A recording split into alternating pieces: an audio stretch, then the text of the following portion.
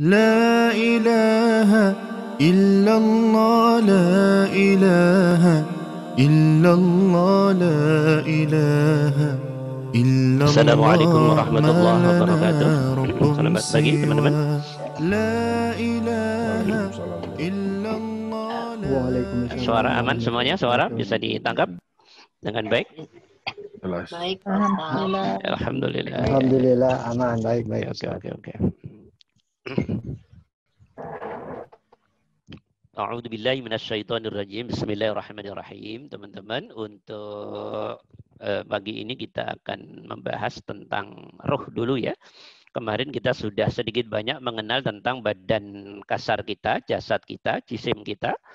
Sekilas doang, sekedar menjadi pengantar untuk kemudian nanti ke depan biar kita tahu siapa kita, kenapa, mengapa, bagaimana, dan di mana ini hubungan diri kita dengan Allah.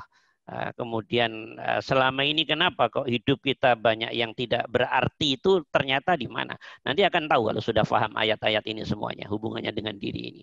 Baru nanti kita lanjutkan ke materi sholatnya para ahli ma'rifah yang diusulin Bunita tadi. Ya, oke. Ruh ya, ruh. Ayatnya ini kita kaji dari ayatnya langsung biar tidak katanya orang ya. Kita baca dulu bareng-bareng ayatnya sebelum masuk ke sholatnya ahli ma'rifah. Kita harus melewati kajian-kajian diri dulu. Ya, kita baca bareng-bareng. A'udzu billahi minasyaitonir rajim. Bismillahirrahmanirrahim. Fa idza sawaituhu wa nafakhtu fihi min ruhi faq'u lahu sajidin. Fasajadal malaikatu kulluhum ajma'un. Ya, kita tidak berkepentingan untuk membahas ayatnya yang panjang, tapi bagian terpentingnya saja biar tidak berlantur-lantur juga. Fa idza sawaituhu, sawwa yusawwi itu artinya banyak, dalam konteks ini artinya menyempurnakan. Ya, akmala yukmilu. Fa idza sawaituhu, maka ketika saya Allah telah menyempurnakan pada Adam. Ya, Nabi Adam dibuat dari tanah, teman-teman sudah tahu, disempurnakan oleh Allah, sudah sempurna. Wa nafakhtu fihi, wa nafakhtu, dan saya tiupkan. Jadi bahasa Allah setelah Nabi Adam dibuat, kemudian wa nafakhtu fihi, saya tiupkan fihi di dalam Adam tadi, pada Adam tadi, ditiupkan min ruhi, dari ruhku. Nah, dari ruhku, bahasa Allah adalah ruhku. Ya. Faqa'u lahu sajidin, kata Allah. Faqa'u, maka tunduklah kalian semua. Di sini yang dituju ada malaikat, ada iblis, strip setan. Ya, faqa'u lahu sajidin. Ayo semuanya sujud. Makhluk-makhlukku yang sudah relatif senior, iblis, setan, jin, ya, malaikat, sujud pada makhluk saya yang baru ini, produk saya yang baru ini. Sujud di sini maksudnya memberi penghormatan. Faqa'u, ayo kalian semuanya sujud lahu pada Adam sajidin. Ya, tunduklah kalian semuanya pada Adam sajidin, sembari sujud, sembari memberi penghormatan. Jadi bentuk penghormatan tertinggi itu sujud. Tertinggi itu paling tinggi. Ya, makanya kalau orang Jepang, orang Cina, orang Hong Kong menghormatin orang kayak rukuk ya. Kalau ini sujud, jadi sangat tinggi sekali. Kalau kita beda lagi kalau kita. Nah, kita bungkuk-bungkuk ya sama kayak rukuk juga kita ya. Orang Timur. Kalau orang Arab menghormatin orang berdiri tegak. Ya, itu budaya. Fasajadal malaikatu kulluhum ajma'un. Fasajada, lalu sujudlah al malaikatu, para malaikat, kulluhum, semuanya malaikat, ajma'una, ya udah semuanya, kulluhum ajma'un. Ya, fa idza sawaituhu wa nafakhtu fihi min ruhi faq'u lahu sajidin. Fasajadal malaikatu kulluhum ajma'un. Ya. Nah, coba diterjemahin bareng-bareng ya. Terjemahin bareng-bareng. Fa idza sawaituhu, apa tadi? Dan apabila atau ketika saya Allah telah menyempurnakannya, menyempurnakan Adam, wa nafakhtu fihi, dan saya tiupkan pada Adam tadi min ruhi, dari rohku. Ya, min ruhi, dari rohku. Faqa'u lahu sajidin. Maka tunduklah kalian semua, iblis, setan, jin, malaikat, lahu pada Adam tadi. Sajidin, sembari dalam keadaan memberi penghormatan, bentuknya sujud. Fasajadal malaikatu, lalu para malaikat sujud secara keseluruhan. Rame-rame sujud memberi penghormatan. Nah, dah. Oke, teman-teman begini. Teman-teman begini.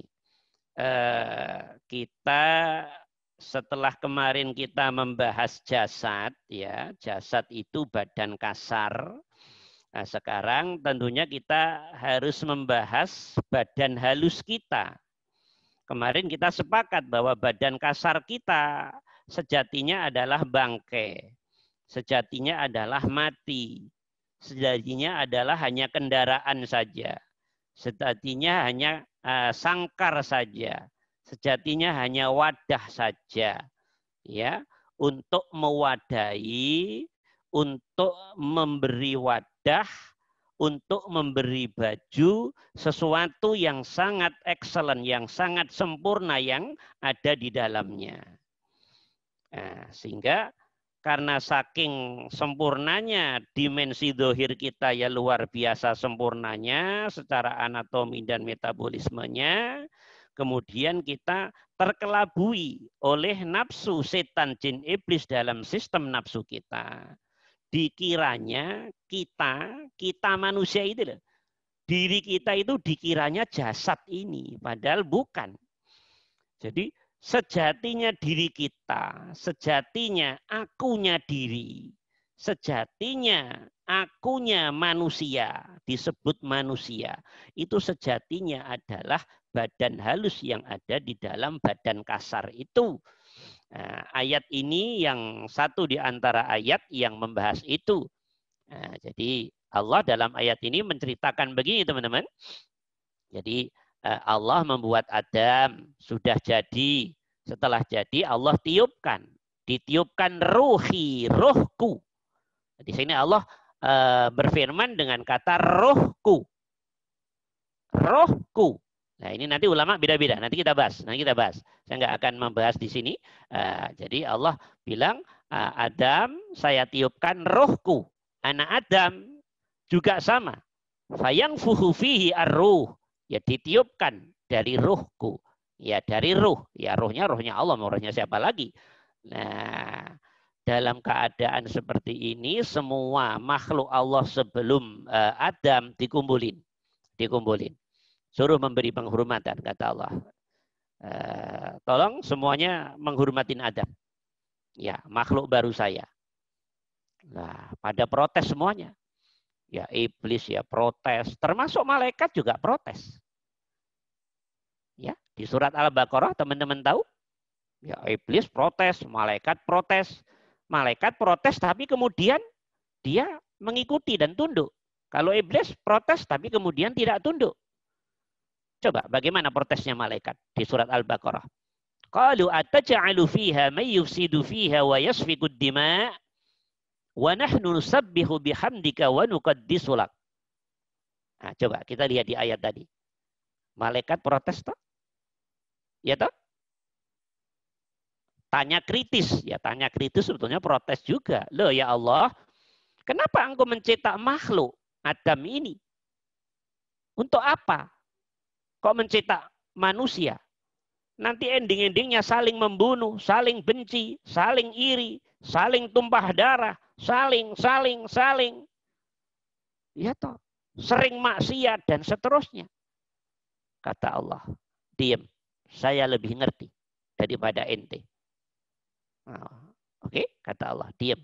Nah, tapi kemudian malaikat diam. Dan bahkan konon dalam sebuah riwayat, para malaikat dan Nabi Adam diadu. Coba malaikat sebutkan ini, bla bla bla bla. Malaikat banyak tidak tahu. Adam, ini, bla bla bla bla. Adam, semua yang ditanya oleh Allah tahu semuanya. Wa 'allama Adam al-asma'a kullaha summa 'aradahum dan seterusnya. Akhirnya malaikat, berarti benar-benar hebat ini makhluknya Allah yang baru ini. Maka kemudian malaikat sujud semuanya, memberi penghormatan. Ada yang tidak mau sujud, ada yang tidak mau memberi penghormatan. Ya, siapa? Itulah dia yang sudah populer. Ya, iblis, ya toh? Ya, iblis di sisi yang lain dibilang setan atau jin kafir. Tidak mau. Ditanya oleh Allah, iblis, setan, kenapa nggak mau menghormati Adam? Jawaban mereka, khalaqtani min nar wa khalaqtahu min tin. Loh, kan engkau membuat saya dari api ya Allah. Dalam pandangan iblis, api lebih mulia, lebih baik, lebih unggul daripada tanah. Maka iblis jawabannya enak. Khalaqtani min nar wa khalaqtahu min tin. Karena Nabi Adam dari tanah, saya dari api ya Allah. Oh gitu ya. Jadi sebetulnya kalau kita mau fair-fairan saja, sebetulnya iblis itu dosanya hanya ngerosoh apa ya? Ngerosoh wah saja. Dan ini kalau kita kembalikan ke diri kita, Masya Allah, kita ini ngerasa wah, ngerasa sombong, ngerasa bangga, riya, itu sudah nggak bisa kehitung teman-teman. Dalam hitungan yang sangat-sangat banyak sekali. Tapi iblis hanya sekali. Sekali, tapi sekaligus menghantarkan takdirnya iblis untuk kemudian oleh Allah dimainkan menjadi pemain antagonis. Itulah iblis. Nah kita yang dosanya jauh lebih berkali-kali dibanding iblis, tapi Allah punya kebijakan yang berbeda pada diri kita. Hanya itu aja sebetulnya yang membedakan. Andai kan kebijakan Allah sama iblis dan diri kita disamakan, habis kita. Nggak ada apa-apanya kita. Yang paling berhak menghuni neraka semua ya manusia. Andai disamakan. Tapi Allah punya kebijakan yang berbeda. Ya, antar sholat, nanti mau sholat duhur ke asar, insya Allah asar nanti sudah banyak menghapus dosa dari duhur ke asar. Asar ke maghrib ada dosa, maghrib insya Allah sudah punya peran daya hapus dosa yang relatif luar biasa. Dan seterusnya itu menggulir terus. Kalau sholatnya benar, kalau sholatnya nggak benar ya Allah yang tahu nanti. Kalau sholatnya nggak benar ya wallahu alam, hanya Allah yang tahu. Kalau sholatnya benar, ikhlas, duduk pada posisi yang lurus, tulus, total, kayak para sholatnya para ahli ma'rifah, daya hapus antar sholatnya luar biasa teman-teman. Daya hapus antar Jumat satu ke Jumat yang lain luar biasa. Daya hapus puasa satu ke puasa yang lain luar biasa. Sehingga dia ketika mati, matinya sudah dalam keadaan fitrah. Itu karena sudah ma'rifah. Nah yang belum ma'rifah bagaimana? Ini yang perlu kita gali. Nah ini yang perlu kita gali teman-teman. Nah, dari ayat ini teman-teman, sangat kelihatan sekali. Kita lihat di sini. Nah, jadi Adam sudah dibuat oleh Allah. Umumnya manusia umum seperti kita sudah dibuat oleh Allah di kandungan ibu. 120 hari. Sudah relatif membentuk. Ya. Saat itu ditiupkan ruhnya Allah pada Adam. Dan atau dalam konteks manusia umum, anak Adam, ditiupkan pada umur 120 hari di dalam kandungan. Fayangfuhu fihi ar-ruh min ruhi. Berarti di situ ada proses baru. Di situ berarti ada barang baru di dalam diri Adam. Di dalam diri anak manusia. Badan bungkusnya sedang dalam berproses. Badan halusnya juga sudah dimasukkan. Kemudian, badan halus mengikuti proses badan dohirnya. Nah, kalau kita lihat bayi di kandungan itu loh. Dan seterusnya, dan seterusnya. Apa artinya? Allah memberi info dengan tegas. Di dalam dirimu manusia, Adam, di dalam dirimu anak Adam, ada rohku. Rohku, kata Allah. Ada dimensi yang bukan dimensi fisik. Yang bukan dimensi kasat mata. Yang bukan dimensi barang kasar.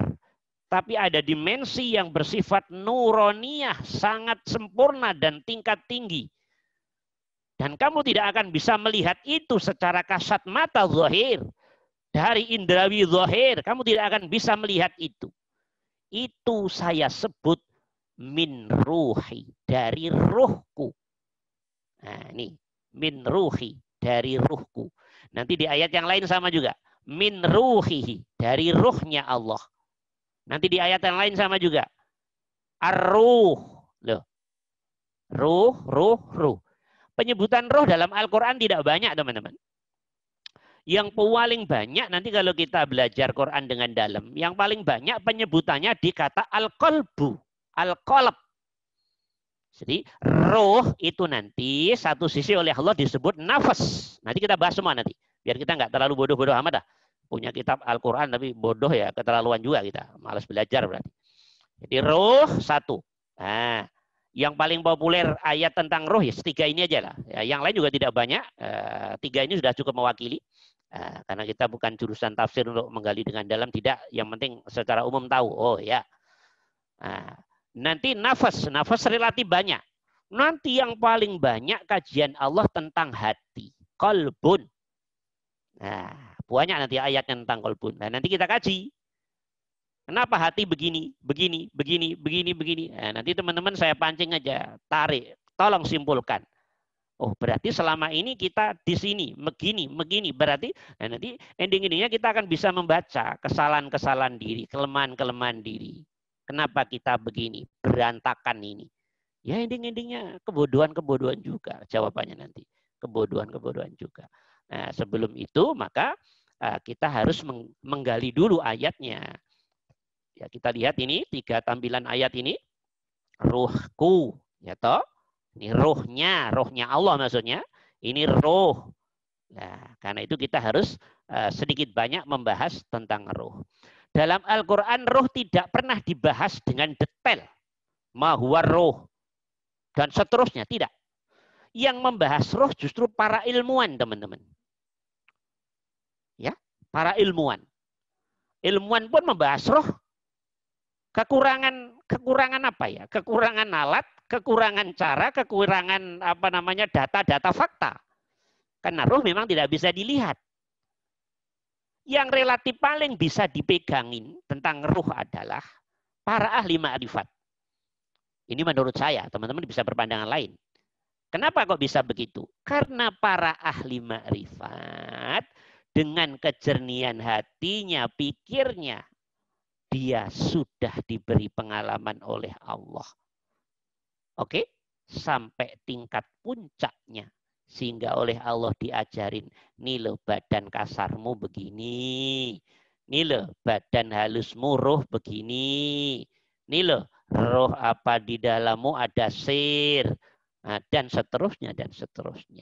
Sehingga ahli ma'rifah di sini kalau kita belajar lebih jauh, lebih dalam, relatif lebih ilmunya tidak dimiliki oleh orang lain selain para ahli ma'rifah. Ya karena memang dia langsung diajarin oleh Allah dengan kemakrifatannya.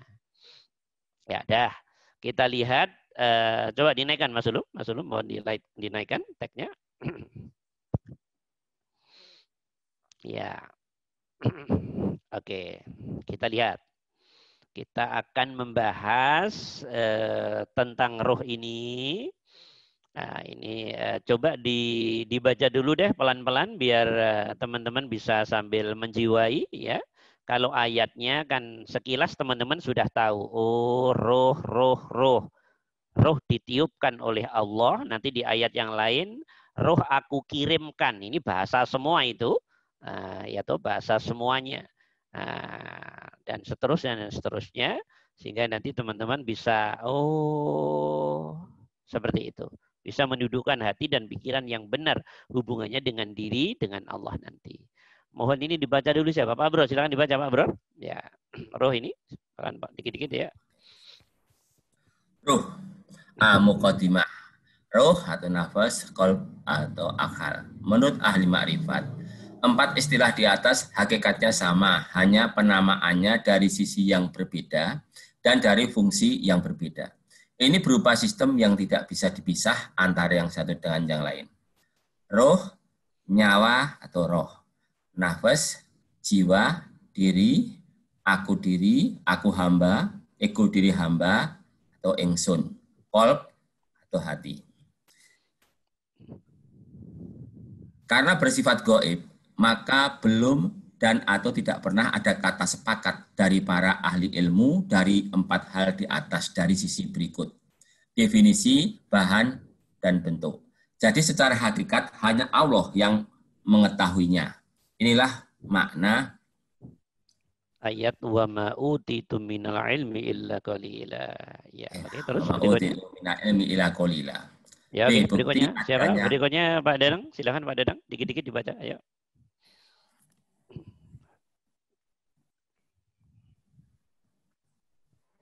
Ustaz, nggak kelihatan Ustaz. Oh, udah tua berarti, udah tua. Mas Randi, Mas Randi. Ya, udah tua nih. Bukti adanya roh secara fakta, roh tidak bisa dilihat karena gaib. Yang terlihat adalah efek gerak dan sepak terjang dimensi lahir atau fisik yang diliputi atau ditempati roh. Dan ketika ditinggalkan roh, fisik menjadi mati dan menjadi bangkai dan akhirnya membusuk. Dan kembali ke dimensi tanah air, panas dan gas. Ini juga menjadi bukti, saksi, fakta, dan realita yang tidak terbantahkan oleh apapun dan siapapun bahwa hakikatnya yang berperan aktif adalah dimensi roh, bukan dimensi jasad. Iya, oke, titik. Berikutnya, sekarang Mas Randinya Mbak Nita. Coba, dikit aja kita kaji ya. Mas Randi ada, Bu Nita?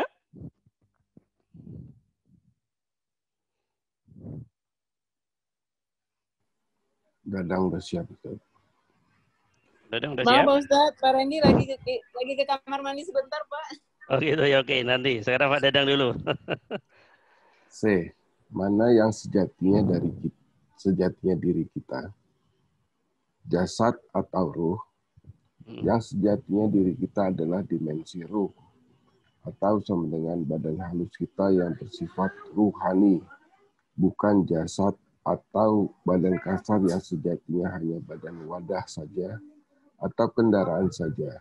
Dari sisi dimensi fisik, karena untuk melampaui hidup di bumi yang berdimensi fisik, badan fisik ini akan mati dan menjadi bangkai. Iya.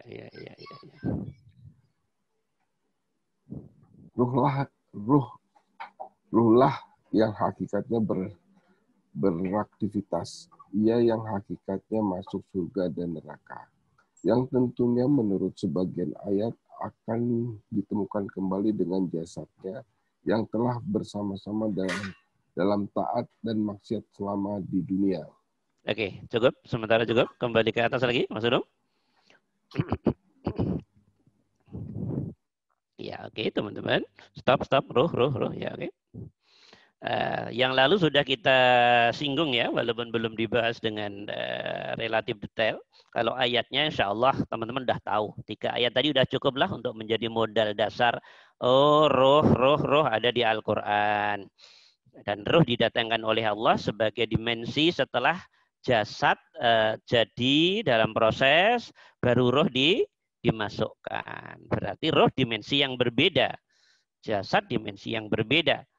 Jasad belum ada pergerakan, ya toh, belum ada gerak-gerik, belum ada pergerakan ya, kecuali setelah roh dimasukkan.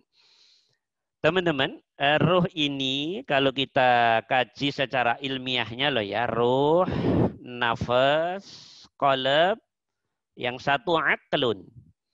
Nah, kalau aklun ini nanti agak beda pendapat ini. Jadi menurut sebagian besar para ahli ma'rifat yang kalau kita kaji di berbagai macam kitab, ruh, nafas, qalb, aklun ini sejatinya sama. Yang relatif berbeda akal sebetulnya. Tapi kalau saya lebih pilih sama nggak apa-apa, nggak sama juga nggak apa-apa. Karena ini barang gaib semuanya. Oke, yang disebut hati yang segumpal darah itu secara zahir iya, tapi yang dimaksud ini kan substansinya. Oke, Akal bisa yang ada dalam sistem otak itu, tapi yang dimaksudkan substansinya. Nah, itu. Makanya ya semua kehilangan data konkret real karena ini menyangkut hal yang gaib. Nah, karena itu saya ulangi lagi, sejatinya roh, nafas, roh itu kalau kita ngomong roh, ya nyawa, nafas itu kalau diterjemahkan ke bahasa kita adalah jiwa, ya atau diri, atau ego diri, atau kehambaan. Ya, sejatinya sama sejatinya. Qalb itu hati, sama ini sejatinya hati. Ya hati ya qalb ya nafas itu sama. Dari dimensi yang fungsi yang berbeda aja. Karena dia berupa sistem, tidak bisa diputus sendiri-sendiri, tidak bisa.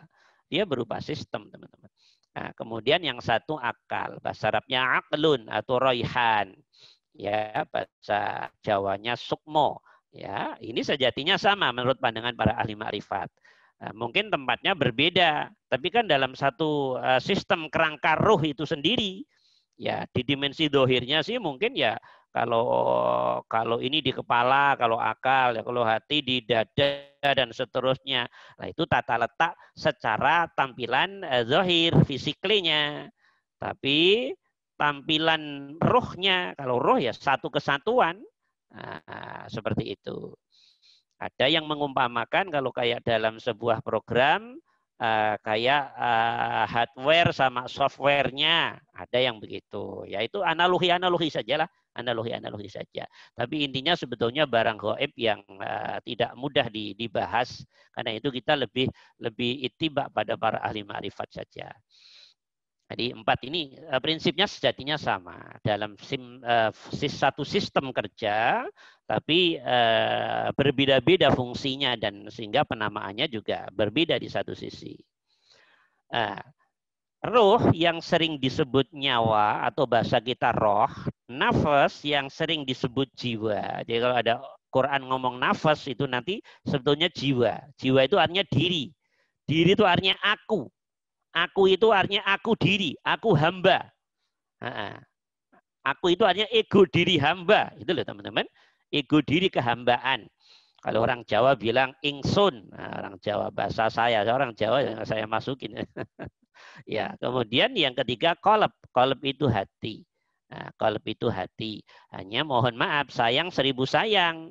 Banyak teman-teman kita yang memandang hati itu pengetahuannya masih mohon maaf sangat-sangat dasar sekali. Jadi kalau dibilang hati itu, pokoknya yang dilihat hati yang bisa digoreng, direbus itu, bukan substansinya yang dilihat, bukan substansi hati yang ada di zona roh, bukan substansi hati yang ada di zona nafas, bukan substansi hati yang ada di zona qalb itu sendiri dalam sistemnya yang sangat gaib dan sempurna, bukan.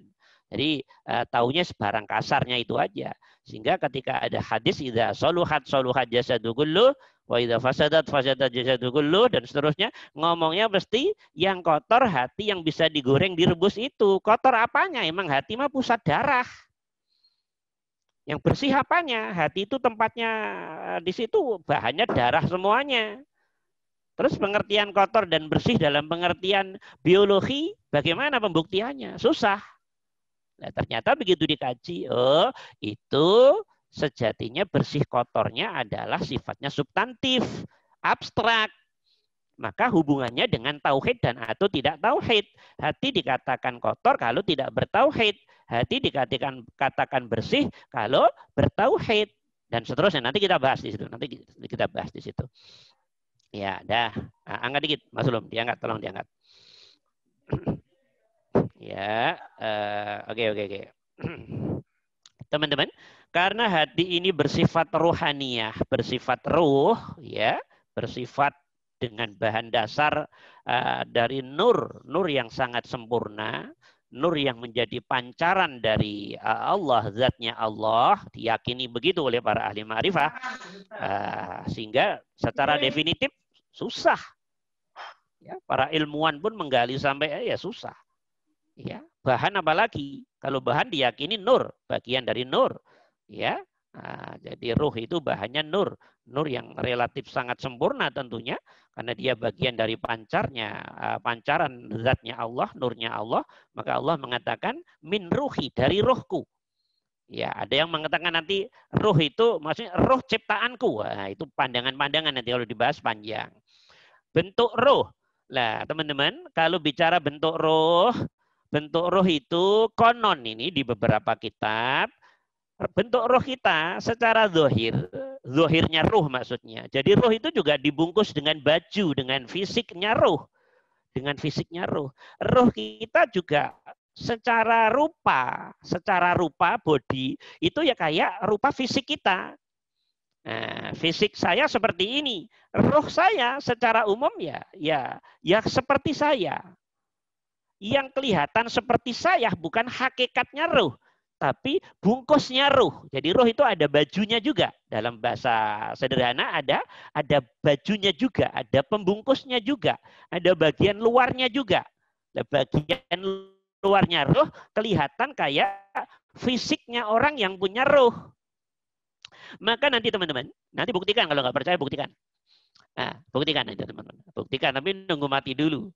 Orang yang sudah mati, teman-teman, dalam sebuah hadis, orang yang sudah mati, mamanya matinya sudah 1 tahun, 2 tahun, 10 tahun, 20 tahun. Terus ada orang yang mati 20 tahun kemudian, kenalan-kenalan lamanya, entah keluarganya, entah apa. Kalau dia satu zona makom level hati, nanti ketemu dia, ditemukan oleh Allah di alam barzah itu, ditemukan dan saling sapa, biasa saling sapa. Yang satu matinya sudah 10 tahun, 20 tahun, 30 tahun, 40 tahun. Nah, atau orang tua dengan anak. Ya, anaknya mati masih umur 15 tahun, orang tuanya udah umur 70 tahun. Jadi selisihnya jauh. Nanti begitu anaknya mati, secara ruhiyah anaknya bisa ngenalin bapaknya, ibunya, saudara-saudaranya, teman-temannya. Dan akan ketemu di alam barzah sana atas izin Allah. Selama satu level keadaan hati. Nah, akan ketemu. Kenapa? Kok kenal? Ya karena pembungkus atau bajunya roh itu dari sisi body, dari sisi apa ya? Ya tampilan relatif sama dengan tampilan jasadnya. Hanya bahannya saja berupa ruhiyah, nuroniyah. Nah, seperti itu. Bahkan dalam hadis disebutkan, biasa kok ya ngobrol asik dia kok. Sampai nanya, mohon maaf nih dalam hadis itu sampai disebutkan begini. Ada orang mati, kalau dia orangnya baik, atas izin Allah, dia ketemu teman-teman lamanya, ketemu orang tuanya, ketemu saudara-saudaranya, ditemukan oleh Allah. Kalau sama-sama dalam satu level ini loh ya, atas izin Allah. Saling ngobrol dan nanya keadaan teman-teman yang lama, ditanya gimana itu, gimana, ditanya. Dan bahkan sampai dalam sebuah hadis nanya gimana kucing kita dulu ini loh. Dia sempat nanya hal-hal sekecil apapun. Jadi di situ terjadi kerinduan antar roh satu dan roh yang lain. Jadi sebetulnya yang rindu, yang ngerasa kangen, yang ngerasa rindu, yang ngerasa dan seterusnya itu bukan jasad kita, roh ini sejatinya. Maka tidak heran kalau dalam hadis disebutkan orang meninggal, kemudian sama-sama satu level keadaan hatinya, Allah perkenankan ketemu, ngobrol, semua diobrolin. Mungkin kalau yang meninggal peserta mustakili, gimana mustakili? Gimana Pak Abror? Gimana Pak Dadang? Gimana Umi Cia? Gimana yang lain ditanya mungkin? Gimana masih berjalan pengajiannya dan seterusnya? Nah, sama kayak begitulah. Di alam ruhiyah terjadi komunikasi seperti itu, saling mengenal karena dalam roh dibungkus oleh bajunya roh yang secara fisikly relatif sama atau sama dengan badan kasarnya. Bahkan dalam hadis itu disebutkan teman-teman, kalau orangnya memang orang yang baik, kata Allah dalam hadis itu, ya dia akan bisa ditemukan dengan para sahabat, ketemu orang-orang soleh, bahkan ditemukan langsung dengan ruhnya Nabi kita Muhammad Sallallahu Alaihi Wasallam di alam barzah itu. Jadi maka meninggal itu jangan dimohon maaf, meninggal jangan dibayangkan hal yang menakutkan. Ini kan yang selama ini kan yang terjadi lebih pada apa ya, penakutan ilmu yang tentang menakutkan semua. Jadi kadang kurang berimbang pengetahuannya. Padahal kalau kita belajar yang sebenarnya, ya nggak begitu sebetulnya. Jadi alam barzah itu kan alam antara dunia dan alam antara akhirat. Jadi alam antara, alam penungguan, alam barzah itu. Nah, tapi walaupun alam penungguan, Allah juga memberi banyak fasilitas di situ, banyak kenikmatan di situ. Ya toh, buktinya kita bisa ketemu teman-teman lama, bisa ketemu keluarga, bisa ketemu sampai bahkan kalau Allah ngizinin bisa ketemu Nabi Muhammad SAW. Berarti kan indah sekali. Nah, itu loh teman-teman. Karena itu pengetahuannya jangan yang menakut-nakutkan doang dong. Ya indah, karena alam barzah jauh lebih sempurna daripada alam dunia ini. Artinya jangan dibayangin kalau alam barzah itu adanya hanya penyiksaan aja, enggak. Nah, kalau memang kita oleh Allah dihitung orang-orang yang tauhidnya benar, mapan, ihsannya oke, iman Islamnya oke, ya biidznillah nggak perlu ada yang ditakuti. Karena kadang ketakutan kita ini ketakutan yang tidak ilmiah, ketakutan yang tidak beralasan, ketakutan yang tidak bersumber dari Quran dan hadis, ketakutan yang hanya dimunculkan oleh nafsu dan tidak berbasik data-data ilmiah yang jelas. Seakan-akan kalau ninggalin dunia udah kayak apa, serem. Enggak begitu. Alam setelah mati pun adalah alam yang jauh lebih indah daripada alam terminal dunia ini. Dia lebih sempurna. Dia jauh lebih sempurna daripada alam dunia. Walaupun sifatnya alam penungguan antara dunia dan akhirat. Nah, itu harus kita masukkan ke pikiran kita, ke hati kita. Bahkan mohon maaf, kalau para ahli ma'rifat, para ahli ihsan, mati itu yang ditunggu teman-teman. Karena di sana mendapat kenikmatan yang jauh lebih tinggi daripada porsi kenikmatan di dunia. Bahkan diiming-imingin oleh Allah bisa ketemu nabinya dan seterusnya. Berarti kan luar biasa alam itu. Nah, gitu loh. Jadi tidak beralasan. Mati itu hanya pindah tempat doang kok. Sama kayak kita dari perut ibu pindah ke dunia, gitu aja sejatinya kok.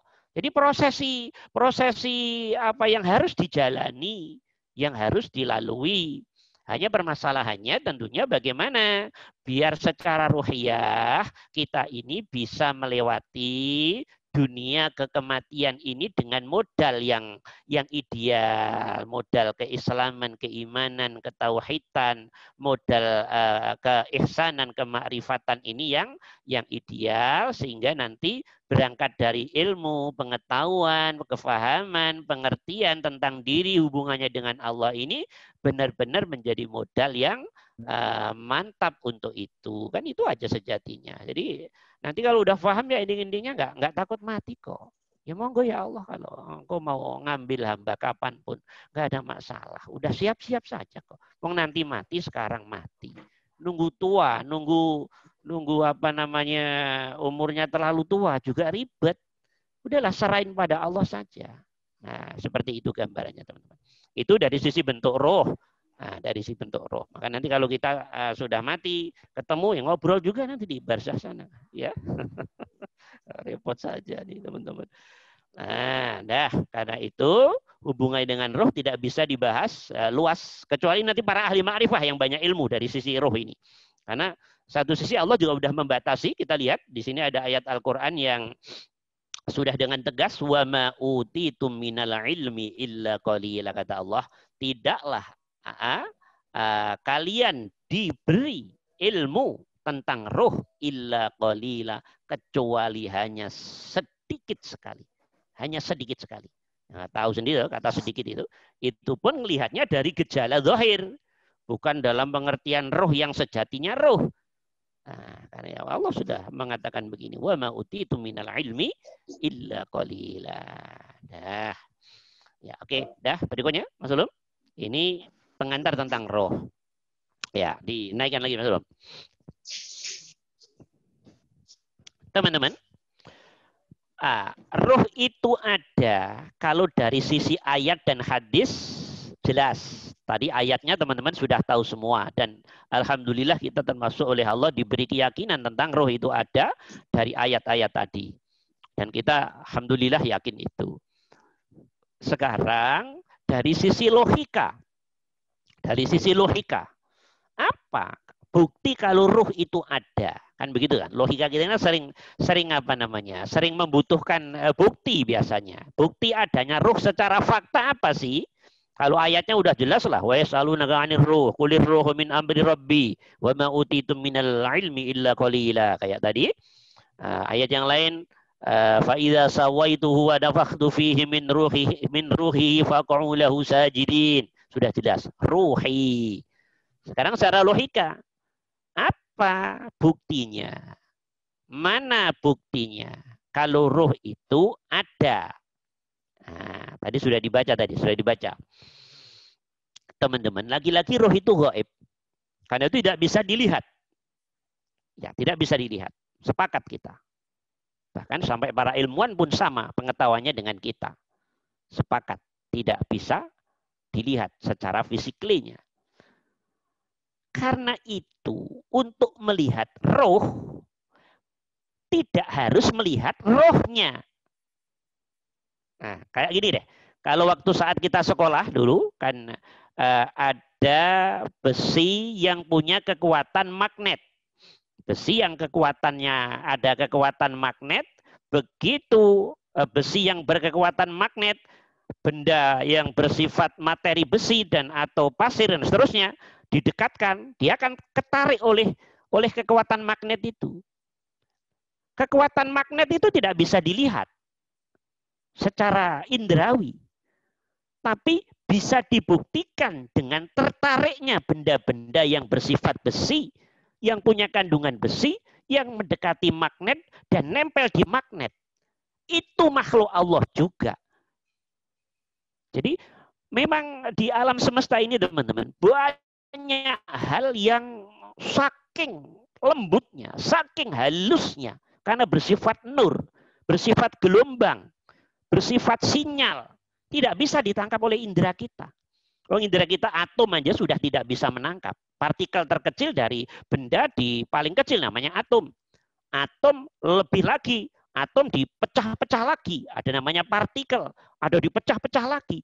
Jadi mata indrawi sudah tidak sanggup untuk itu. Perlu dibantu dengan alat yang pembesar yang sangat-sangat besar. Sehingga baru nanti di situ, oh iya, berarti indrawi kita, jasad kita dengan anatomi dan sistem metabolismenya ini juga ternyata banyak keterbatasannya. Sangat terbatas ternyata. Termasuk logika kita. Logika sangat-sangat terbatas. Logika sangat-sangat terbatas.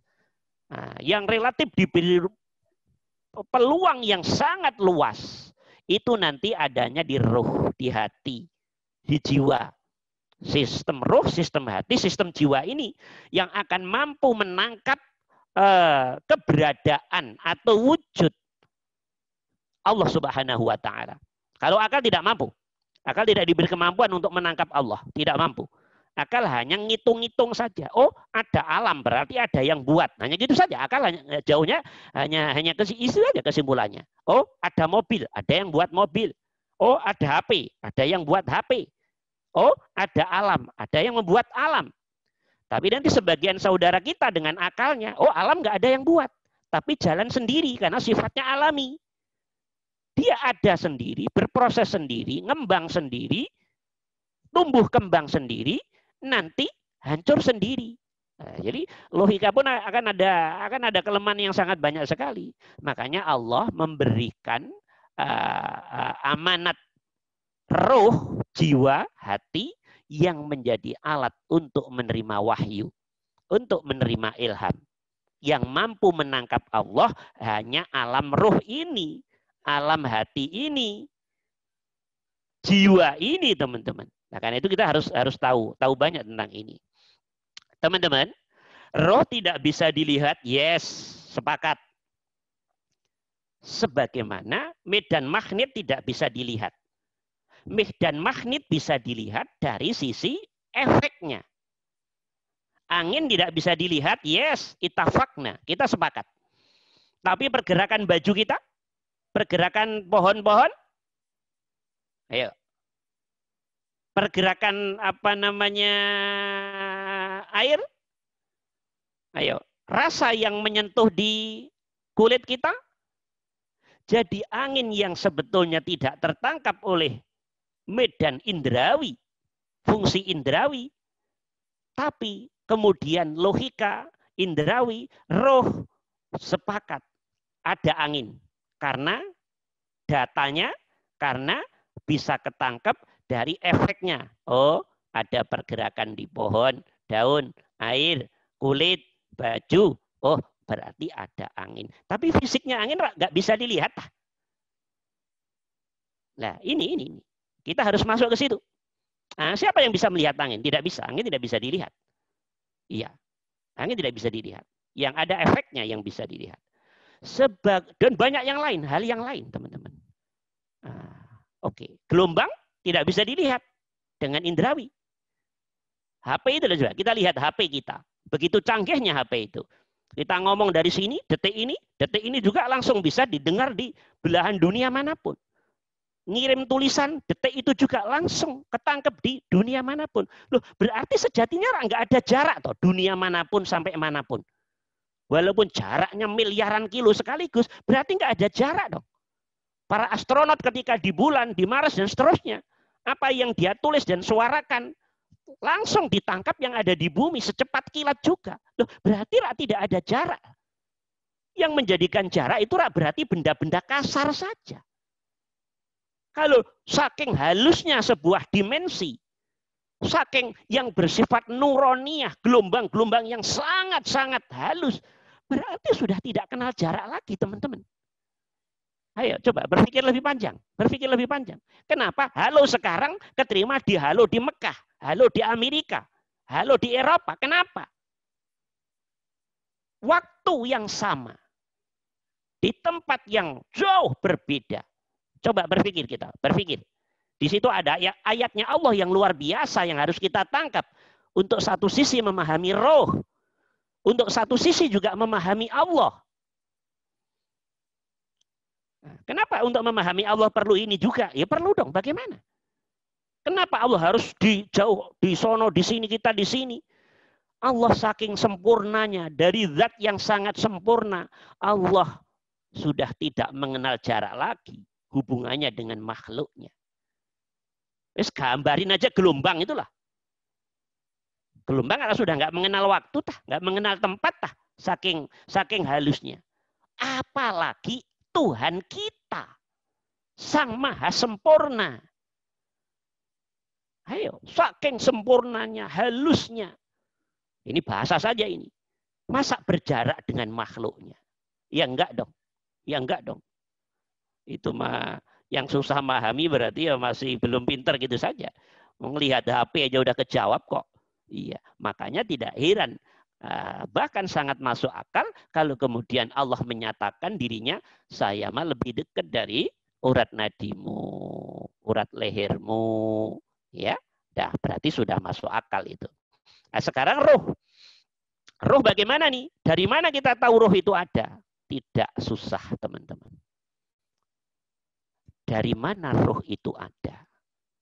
Langsung terbukti. Ini penelitian ilmiahnya nggak usah susah-susah deh, nggak usah susah-susah.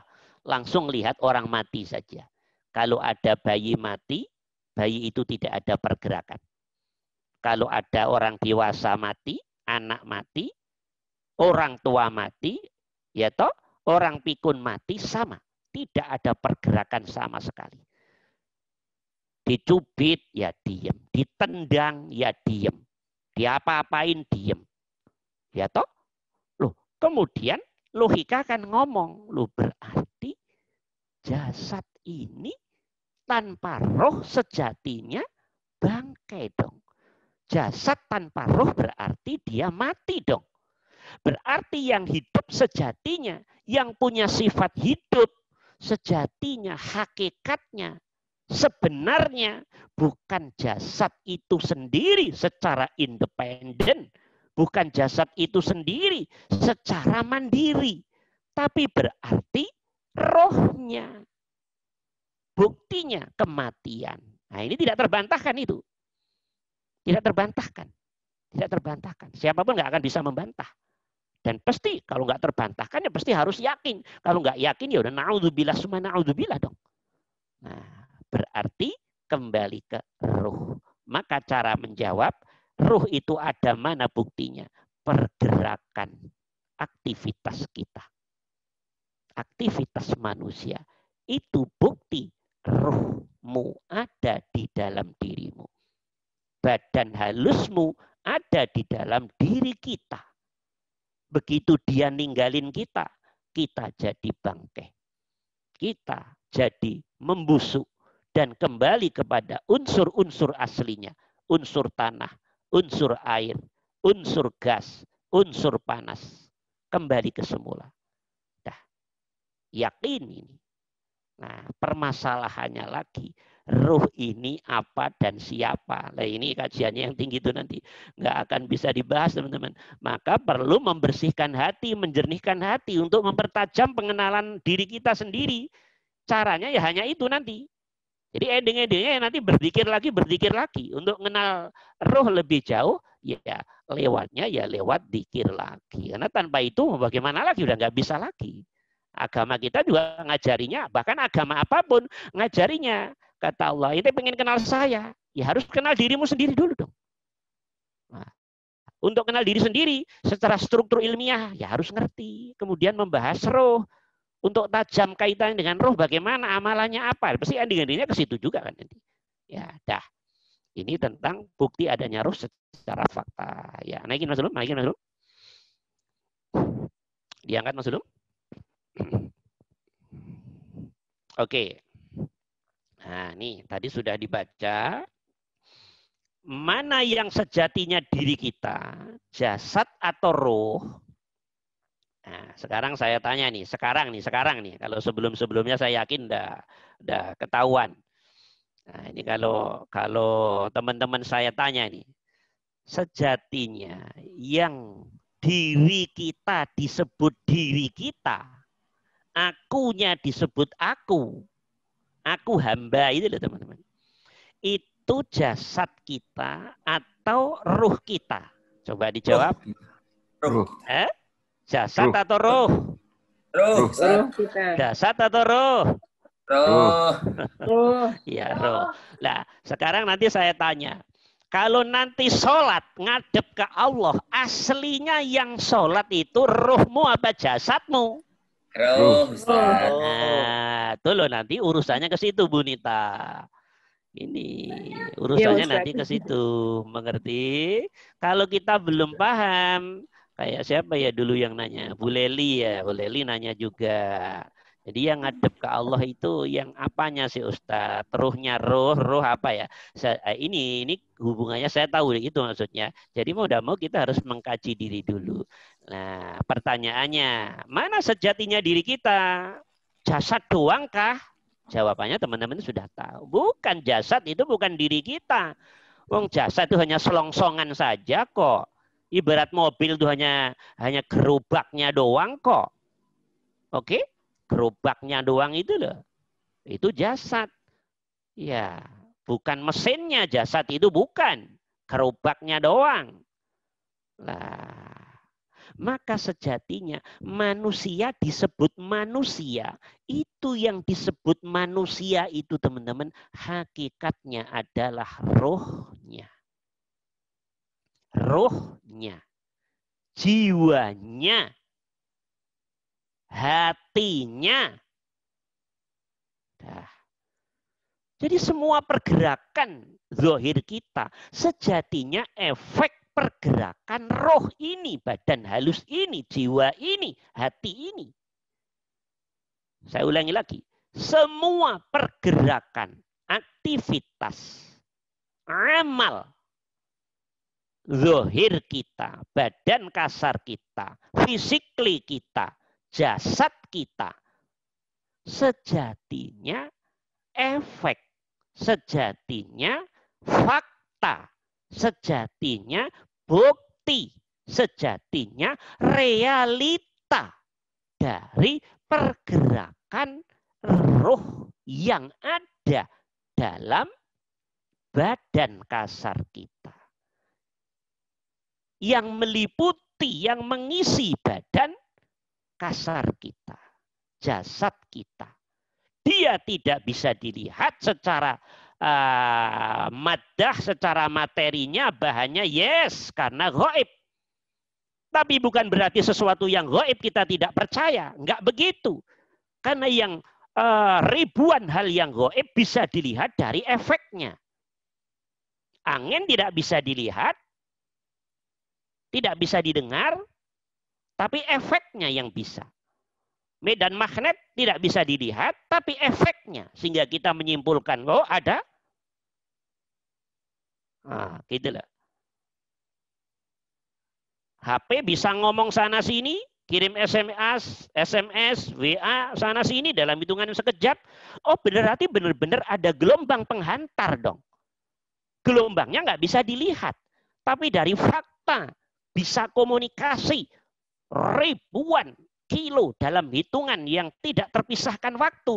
Oh berarti di situ ada medan gelombangnya. Nah, jadi yakin barangnya kita nggak perlu melihat. Tapi yang penting efeknya. Nah, roh kita juga sama. Kita meyakini adanya roh, kita bisa melihat roh, kita bisa mengenal roh, kita bisa mengerti roh, dan seterusnya lewat dimensi tampilan dohir kita ini. Nah, gitu loh teman-teman. Maka kalau nanti rohnya jelek, rohnya kotor secara dimensi. Kalau rohnya kotor, kalau jiwanya kotor, kalau hatinya kotor, maksudnya begitu.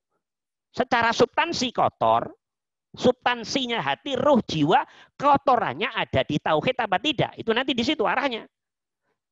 Kalau tidak bertauhid, roh, hati, jiwanya berarti kotor, berarti najis, maka efek semua laku zohirnya efek yang kotor.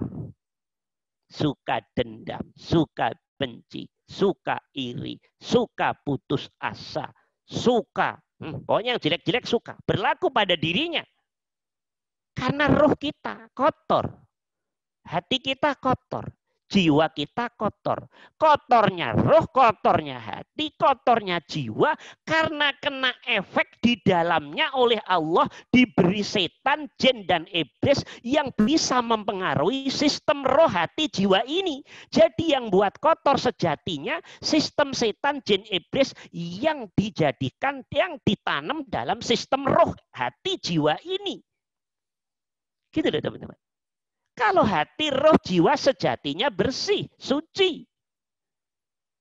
Tapi karena di situ ada efeknya setan, jin, dan iblis yang selalu mempengaruhi gerak-gerik sistem roh, hati, jiwa ini, maka jadilah dia kotor. Kotornya ini hanya satu penyebabnya, hanya karena belum atau tidak bertauhid. Jadi kekotoran hati, ruh, jiwa seseorang nanti sangat dipengaruhi tingkat kemapanan tauhidnya. Tauhidnya mapan, ma'rifah kelas tinggi, ya bersih sekali. Tauhidnya pas-pasan, ya pas-pasan tingkat bersih kotornya hati. Tauhidnya nggak jelas, ya pasti hatinya, ruhnya, jiwanya muncul di laku zohirnya yang nggak jelas. Begitu loh nanti gambarannya seperti itu. Di gambaran keadaan ruh, jiwa, hati bersih, maka implementasi dohirnya bagus, bersih, benar. Setengah-setengah keluar dalam bentuk dohir, ya setengah-setengah. Itu deh. Kotor keluar dalam bentuk dohir, ya kotor terus. Hidup yang dipenuhi dendam, benci, iri, putus asa. Pokoknya hidup yang sangat gelap gulita. Hidup yang sangat hitam, gambaran dari cengkraman penguasaan setan jin iblis dalam sistem roh, dalam sistem jiwa, dalam sistem hati. Nah, ini roh yang kotor seperti itu. Yang bersihin hanya satu, Allah saja. Artinya hati, roh, jiwa harus ditanamkan ada rasa Allah di situ nanti. Ada kesadaran Allah di situ. Nah, step by step akan jadi bersih. Nah, tugas agama sebetulnya ini. Dari roh asalnya bersih jadi kotor, bagaimana dari kotor ini biar menjadi bersih lagi? Maka butuh Allah di hati. Jadi kebutuhan adanya Allah di hati itu kebutuhan. Makanannya roh adalah sejatinya, iya, ngadepnya roh itu kepada Allah itu sendiri. Karena ketika roh sudah di dalam jasad, itu terkurung oleh penjara jasad. Tidak cukup penjara jasad, tapi di situ roh juga dikitari dengan sistem setan jin iblis. Jadi penjaranya ganda. Penjara jasad satu sisi bagian luar, penjara setan jin iblis yang selalu mengikuti gerak sepak terjang roh, biar roh tidak bersih sisi yang lain. Maka roh selama masuk di tubuh terpenjara, teman-teman. Terpenjara. Orang yang nanti takut mati, setengah takut mati, suka apa yang begitu, itu sejatinya tanda dia belum mampu memahami dirinya itu siapa, aku ini siapa, Allah itu yang mana. Jadi masih ruwet pemahaman pikirnya, akalnya, logikanya, apalagi kefahaman hatinya tentang dirinya dan Allah. Keruwetan inilah sejatinya ini yang menjadikan rasa takut, rasa khawatir yang dimufkan oleh setan jin iblis dalam sistem nafsu kita, sehingga sesuatu yang harus dilihat positif, sesuatu yang harus dilihat dengan baik, sesuatu yang harus dinanti, sesuatu yang kedatangannya yang harus disongsong dengan baik, jadi berbalik. Itu kenapa? Mohon maaf, kebodohan hati kita tentang diri dan Allah. Itu kenapa? Kotornya hati kita tentang diri dan Allah. Itu kenapa? Karena tidak mengertinya diri dan tentang Allah. Maka nafsu mudah membisikkan ketakutan, kekhawatiran. Loh, di sini nanti sangat berkaitan dengan hati semua nanti di sini, teman-teman. Sehingga mohon maaf, mayoritas orang kenapa takut mati? Jawabannya gampang. Karena mayoritas orang tidak kenal dirinya sendiri. Kalau nggak kenal diri sendiri, nggak mungkin diri kenal Allah. Di sini dibuat bingung oleh nafsu, setan, jin, iblis tadi. Yang mempengaruhi sistem nafsu, jiwa, hati tadi. Nah gitu loh teman-teman. Nah orang yang hatinya sudah bersih ini kan sudah lewat. Gitu loh teman-teman. Yang hatinya sudah bersih sudah lewat dari ini.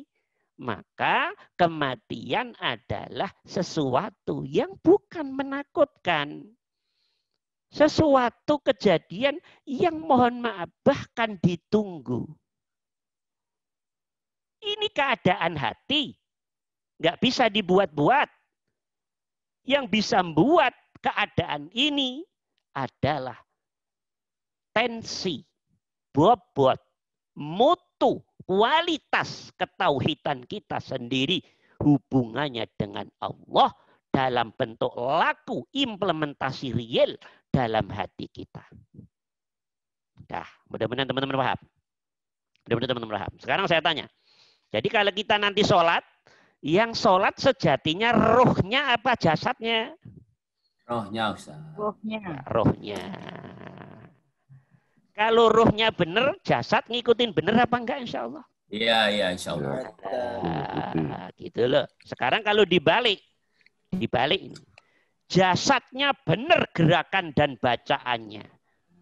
Apakah hati pasti benar ngadepnya ke Allah? Tidak, Ustaz. Belum tentu. Jadi kalau dibalik begitu teman-teman. Jadi kalau roh itu duduknya benar, hati itu duduknya benar, jiwa itu duduknya benar hubungannya dengan Allah. Jasad tuh nanti semua ngikutin teman-teman. Semuanya ngikutin, semuanya ikut taat. Jadi hati kalau sudah taat teman-teman pada Allah, kenapa kok duduk berjam-jam, bermenit-menit nggak ada pegelnya, nggak ada capeknya? Karena semua anggota badan sudah ikut taat. Coba bandingkan dengan orang yang masih belajar taat, belajar ikhlas. Boro-boro jam-jaman duduk. Hitungan menit aja. Pantat udah panas, punggung udah molat-molet. Semuanya protes. Semua anggota badan yang di dalamnya dikompor-komporin setan, jin, iblis di dalamnya ikut protes. Protesnya itu muncul rasa tidak enjoy di dalam dirimu dan kamu merasakan itu. Tidak enak, tidak enjoy, termasuk pegelinu dan seterusnya itu dah. Mana ada para ahli makrifat ibadah 2 jam, 3 jam pegelinu. Enggak ada.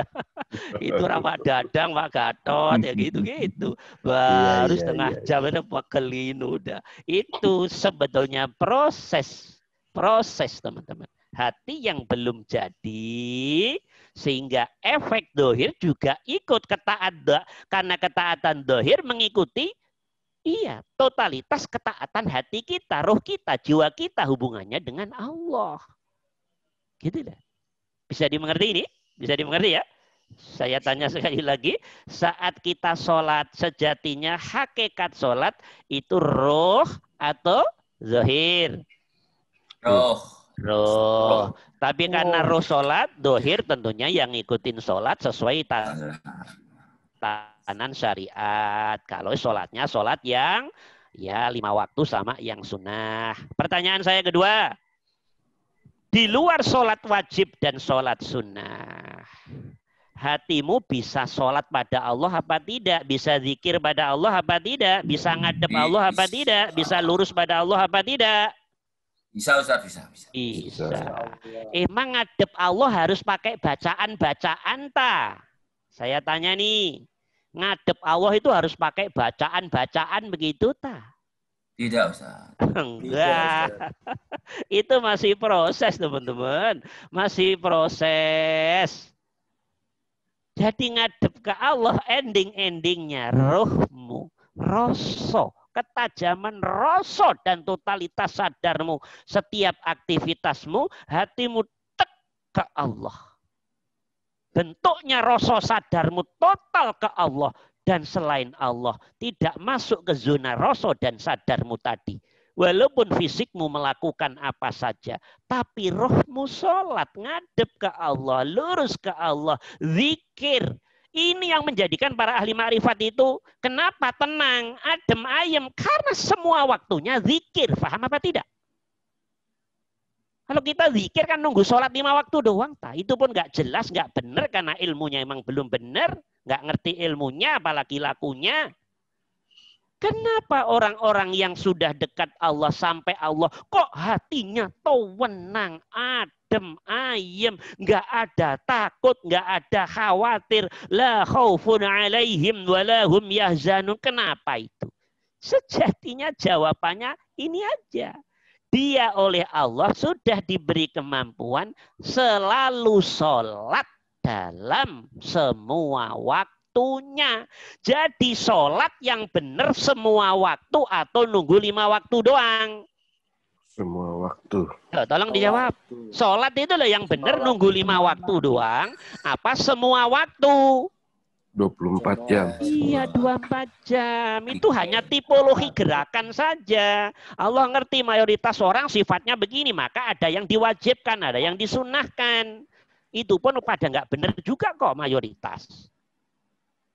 Gitu loh. Kalau ahli ma'rifah sudah tidak begitu teman-teman. Bagaimana biar semuanya menjadi sholat? Nah, maka jadilah hatinya tenang, adem, ayem, tentrem. Yang jadikan adem, ayem, tentrem karena Allah selalu menguasai hatinya. Di hatinya selalu sholat, zikir, ngadep ke Allah. proses kemutuan hati, hubungannya ngadepnya ke Allah, semakin tensinya tinggi, dan semakin sempurna dibales oleh Allah. Terang benerangnya hati, terang benerangnya kemakrifatan, terang benerangnya roh, terang benerangnya sir, terang benerangnya hati, terang benerangnya roh, terang benerangnya sir, terang benerangnya pikiran, disebut oleh agama hatinya bersih. Berarti apa tidak ini? Karena diterangi oleh nur kemakrifatan dari Allah, nur kefahaman tentang Allah, nur pengertian tentang Allah, nur tentang pengenalan tentang Allah, nur pengetahuan tentang Allah, nur tentang sifat-sifat dan af'alnya Allah yang sudah menjadi rasa dan kesadaran. Gitu loh teman-teman. Maka disebut oleh agama hati yang bersih, roh yang bersih, jiwa yang suci. Nah, kalau roh sudah bersih suci, jiwa sudah bersih suci, hati sudah bersih suci, ya sudahlah teman-teman. Berarti semua waktunya menjadi ngadep ke Allah hatinya. Kalau sudah begitu, ya nggak mungkin ada sedih teman-teman. Wong Allah ada di situ kok sedih gimana toh?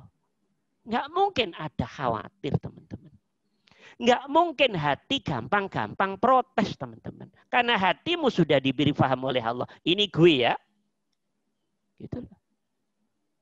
Jadi yang menjadikan stres kita ini, hati terus tidak enak. Karena ini kita ini nggak paham Allah. Jadi kita protes terus pada Allah. Kenapa saya gagal? Mengapa? Bagaimana?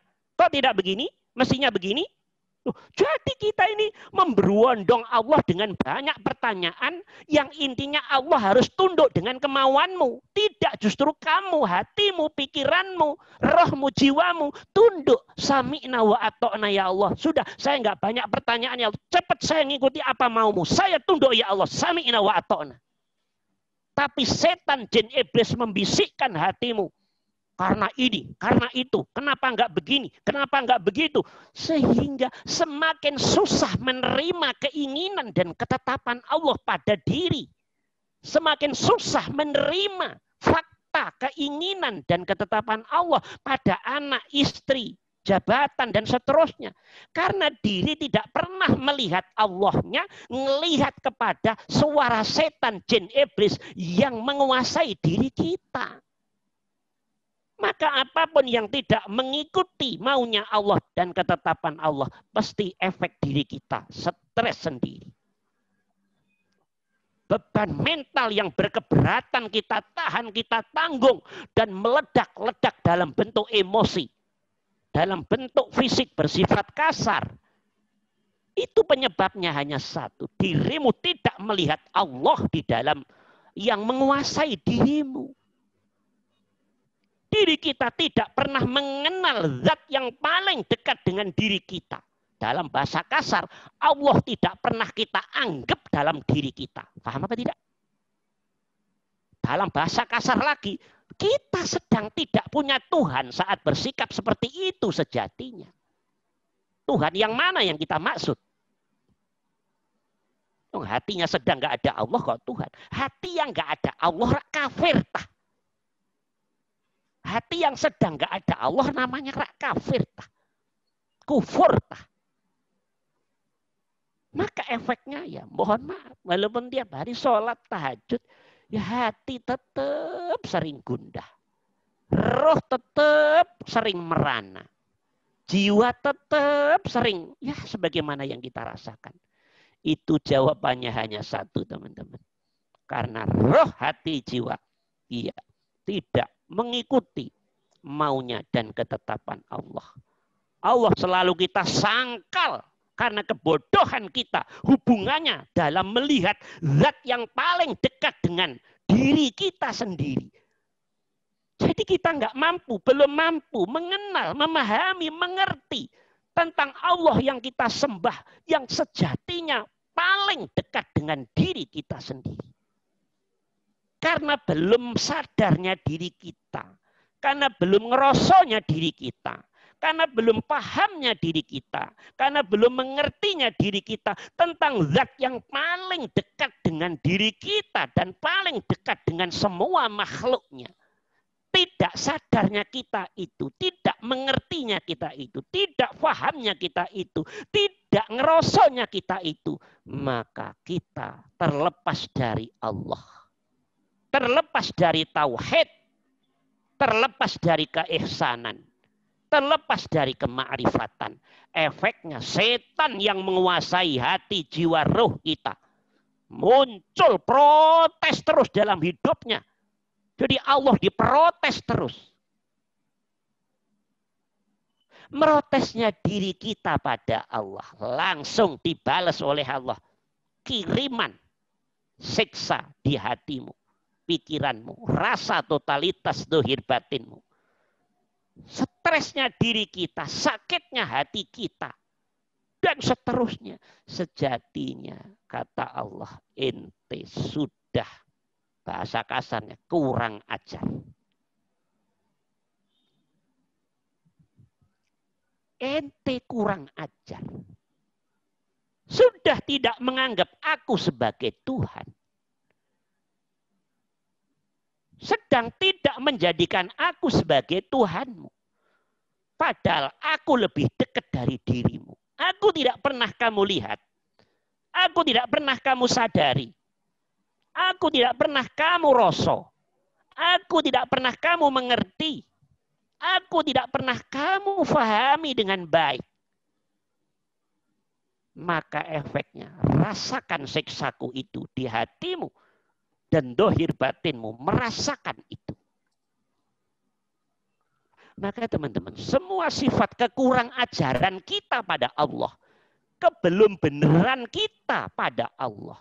Kebelum atau tidak lurusnya diri kita pada Allah. Pasti akan berefek. Lawan dari kedamaian. Lawan dari ketenangan. Lawan dari kesejahteraan batin. Lawan dari ketenangan. Nah, seperti itu teman-teman. Nah, sekarang teman-teman semakin mengerti. Oh iya. Sekarang teman-teman sudah semakin mengerti. Oh berarti nanti kalau sholat, sejatinya ya roh kita itulah. Yang duduk dengan rasa dan kesadaran. Rasa dan sadar yang lurus ke Allah. Dan selain Allah, tidak ada rasa dan sadar yang masuk ke zona lurusnya rasa tentang Allah tadi. Tuh, kalau teman-teman sudah mulai masuk ke rasa-rasa ini, lah berarti sudah mulai mengerti. Oh, diriku yang sejatinya ya roh ini.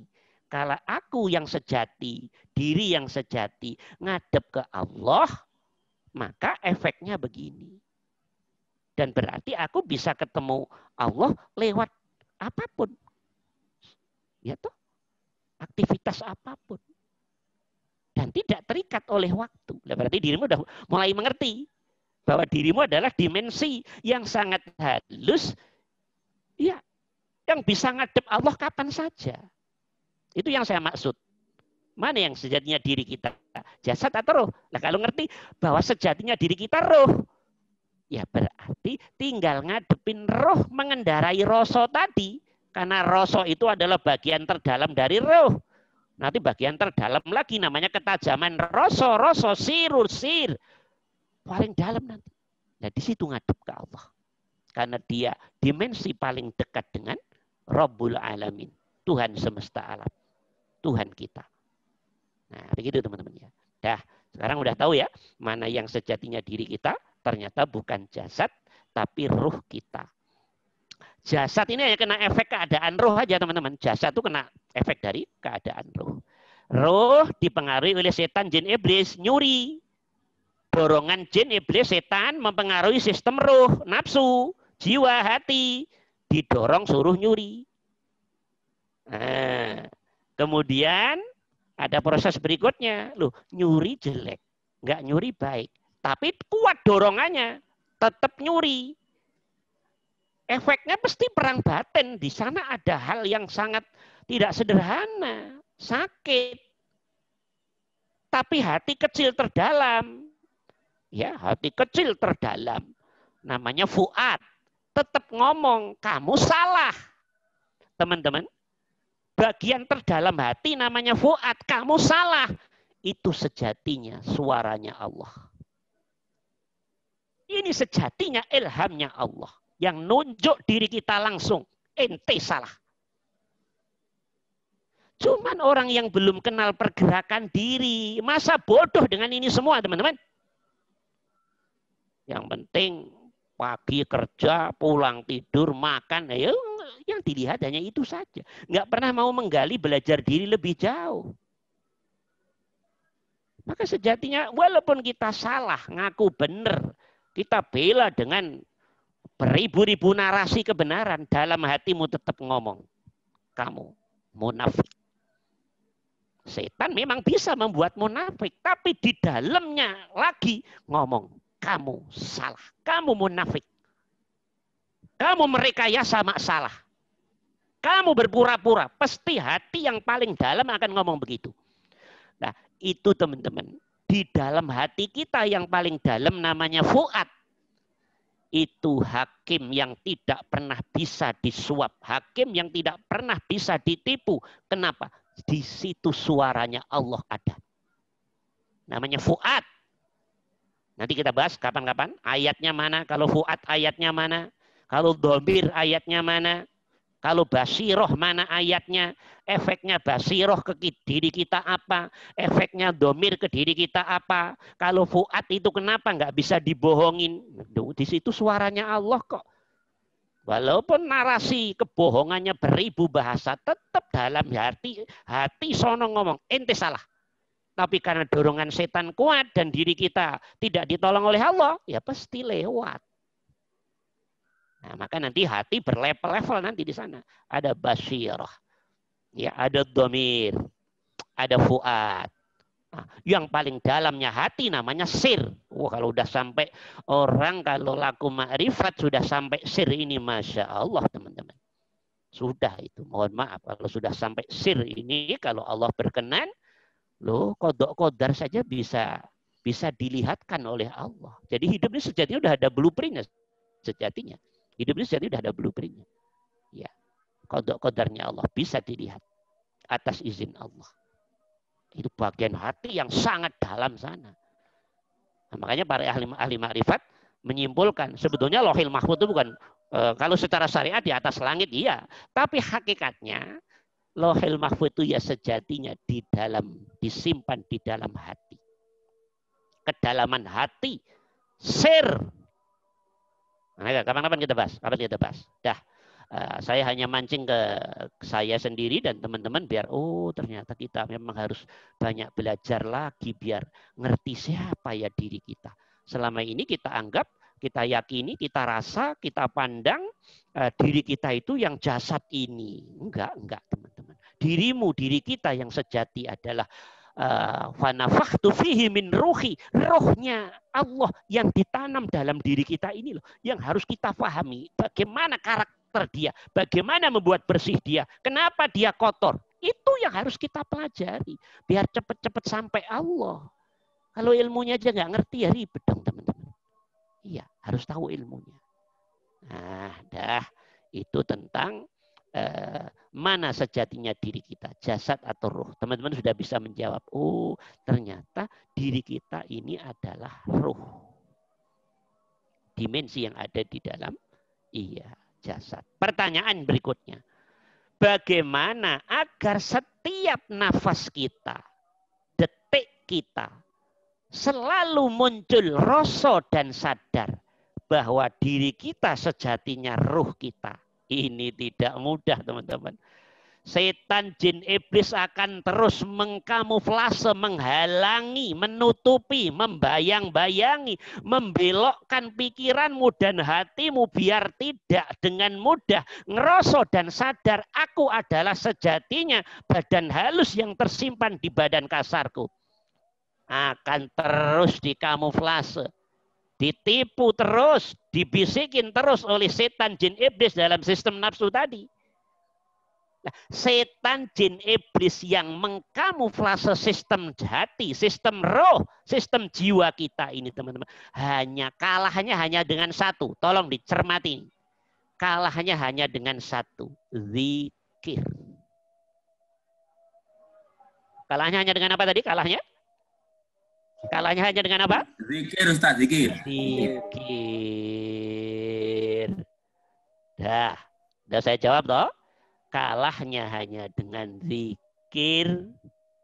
Maka orang yang sudah mohon maaf, sholatnya 5 waktu jadi zikir yang benar, sholat sunnahnya jadi zikir yang benar, semua aktivitasnya jadi zikir yang benar. Teman-teman sudah bisa jawab sendiri. Gerak sepak terjang setan jin iblis dalam sistem nafsu, hati, roh sudah sangat sempit sekali. Kata setan jin iblis, loh semuanya sudah dikuasai Allah semua nih. Ruang roh, ruang hati, ruang jiwa ini orang. Sudah diwarnai kekuatan, cengkeraman. Sudah dijajah oleh rasa dan sadar Allah. Di alam rohnya, di alam jiwanya, di alam hatinya. Sudah kuat rasa sadar Allahnya. Karena semuanya sudah menjadi zona alat sholat. Alat zikir. Nah, mereka sudah relatif gerakannya sangat susah dan ya sempit. Kenapa? Karena yang menguasai bosnya sendiri. Gitu. Ngerti apa enggak? Ini hanya sebuah proses diri aja sejatinya teman-teman. Jadi manakala Allah itu menguasai alam ruh kita, alam hati kita, alam jiwa kita. Menguasainya rasa sadar Allah. Tentunya pengaruh setan, jin, iblis itu menjadi melemah. Yang ngelemahin ya Allah. Yang jinain ya Allah. Dia tidak garang, tidak ganas. Efek dari semua penguasaan Allah tadi, ya karena di situ diinginkan oleh Allah. Gitu deh teman-teman. Proses kerjanya itu. Nah, dalam keadaan ini nanti step by step. Nafsu yang garang menjadi nafsu yang lunak. Sebetulnya hidup itu hanya perjalanan ini aja teman-teman. Perjalanan bagaimana sistem setan jin iblis dalam sistem nafsu jiwa ruh kita yang dari awal kotor, nafsiyah, amarah, bisu, selalu dorong yang jelek, bagaimana biar dikuasai rasa sadar Allah sehingga Allahnya yang kuat di hati, pikiran, dohir, batin, setannya yang menjadi kecil. Sebetulnya hidup itu hanya perjalanan ini saja aslinya. Cuman kalau nggak ngerti ilmunya, ya apa-apa. Kalau nggak ngerti ilmunya gimana? Ya susah kalau nggak ngerti ilmunya. Makanya belajar. Dulu teman-teman. Hidup itu perjalanan ini aja sejatinya. Bagaimana perjalanan dari jiwa roh hati yang kotor, nggak kenal Allah, nggak ngerti Allah, nggak paham Allah, nggak ada rasa sadar Allah, menjadi sebaliknya. Ngerti Allah, paham Allah, kenal Allah. Gitu loh teman-teman. Ada rasa dan sadar Allah yang terus sambung menyambung, menderu-deru, berestafet. Kalau sudah begitu, ya berarti hati namanya bersih. Kalau udah bersih, istilahnya dalam bahasa canda, hidup sudah tamat, sudah selesai. Kalau hati keadaannya sudah seperti itu, hati, roh, jiwa, sudah rindu untuk kembali kepada pemiliknya. Karena selama di zona hitam penguasaan setan jin iblis, dia tersakiti terus, hatinya sakit, roh sakit, jiwa sakit.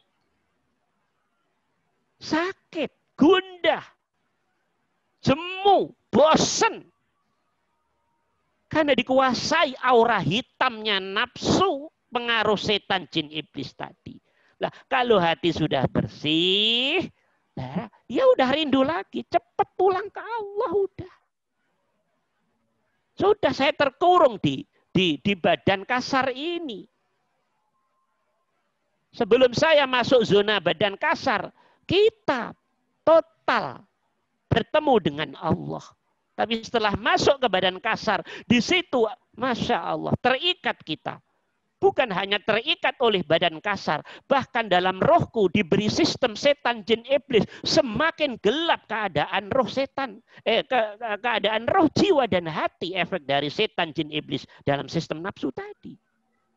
Maka teman-teman, jiwa, roh, hati yang sudah kembali ke sistem fitrah, bersih, suci, bertauhid total kembali, sempurna ihsannya, sempurna kemakrifatannya, pasti pengen cepat mati. Ngerti? Pasti pengen cepat ketemu, iya, Allah. Gitu loh teman-teman. Karena hati sudah dikasih tahu oleh Allah, emang kamu sudah selesai, hidupmu sudah selesai. Tapi bukan berarti setan jin iblis sudah angkat tangan. Enggak, jangan. Jin iblis setan tetap terus. Tapi space-nya ya sesuai dengan yang Allah inginkan. Maka teman-teman, para ahli ma'rifah pun tetap saja oleh Allah juga dibuat kepleset-kepleset, salah. Tapi insya Allah salahnya nggak sebanyak orang-orang yang hatinya masih kotor. Karena kesalahan juga diperlukan untuk tetap menetralisir hati biar duduknya benar di hadapan Allah. Biar nggak sombong, biar nggak bangga, biar nggak ria. Karena hatinya sudah duduk totalitas pada Allah Subhanahu wa Ta'ala. Nah, kalau sudah bersih, kenal Allah, paham Allah, ngerti Allah, maka seseorang mendambakan pulang kampung. Ya, memang dunia bukan tempat kita. Dunia bukan tempat kita. Karena sejatinya kita ini ruhiyah, rohani, roh. Ya harus kembali ke alam roh. Karena badan kasar menjadi penjara kita. Gitu loh teman-teman. Maka kalau kita belajar lebih jauh nanti, ulama beda pendapat. Sejati nanti yang masuk surga roh atau jasad dan roh. Ada yang berpendapat, oh rohnya saja, jasad untuk apa? Nah maka nanti teman-teman tidak heran loh, kalau ada hadis ahli surga tidak, mohon maaf, tidak pipis, tidak BAB, tidak keluar keringat, tapi keringatnya keluar wangi dan seterusnya. Loh, teman-teman pasti bisa mikir di situ. Bisa mikir itu. Nah, ada yang berpendapat begitu, enggak dong, tetap masuk surga, rohnya ditemukan kembali. Kayak sebagai salah satu informasi dari ayat. Ya, ayat itu penafsirannya macam-macam. Oh, yang masuk surga ya tetap roh ditemukan ke jasadnya lagi. Karena sama-sama taat dan sama-sama maksiat, ya kedua-duanya harus merasakan. Ada yang berpendapat seperti itu. Nggak usah berantem, nanti aja dibuktikan kalau sudah mati nanti bagaimana. Gitu aja, dah enak-enakan aja deh. Ya, dah bisa dimengerti teman-teman? Ya, ini tentang ruh. Ya, tentang ruh. Udah sampai C kita ya. Jam berapa ini sekarang? Masya Allah. Ya Allah, waktunya udah ini.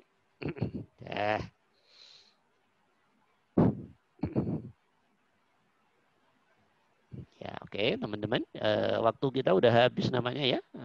Ini tentang ruh. Banyak yang kita kaji tentang ruh. Karena nanti ke depan setelah kita diberi faham oleh Allah, teman-teman nanti insya Allah akan semakin ngerti bagaimana saya harus mendudukkan diri saya.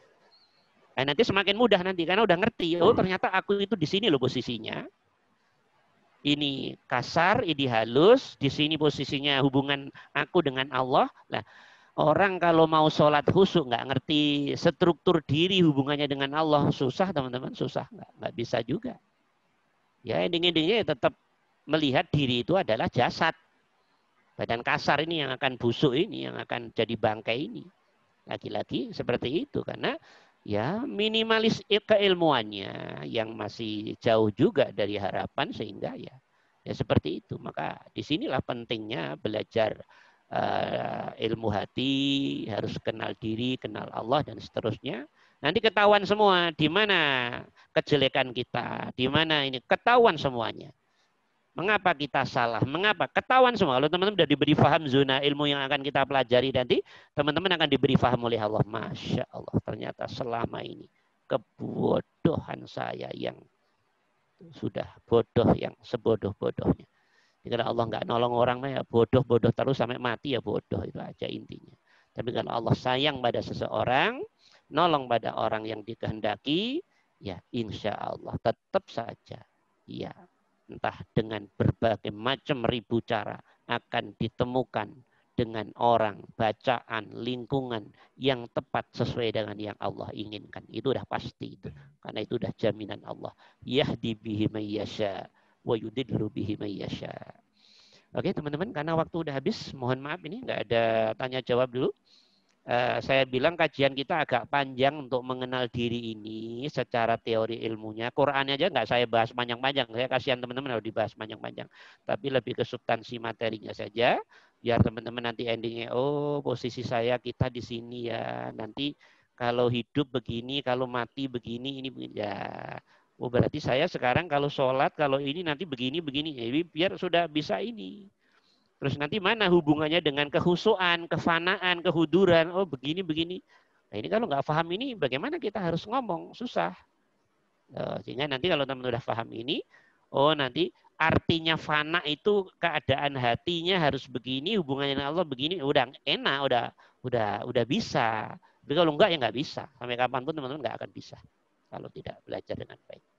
Oke, alhamdulillahirrabbilalamin. Mudah-mudahan ada manfaatnya teman-teman. Kita lanjutin ke, mohon maaf karena panjangnya materi ini, biar nggak terlalu, saya tidak menjelaskan terlalu dalam tidak, tapi paling tidak secara umum general, ayatnya juga kita tidak bahas semuanya, enggak, secara umum saja. Biar teman-teman nanti tahu gitu loh. Saya pengen, oh ya begini, sehingga nanti bisa nyimpulin sendiri-sendiri. Oh gitu.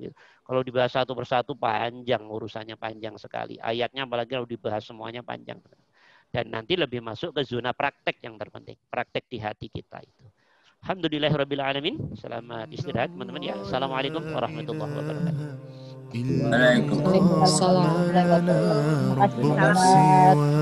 La ilaha illallah, la ilaha illallah, la ilaha illallah, ma lana rabbun siwa.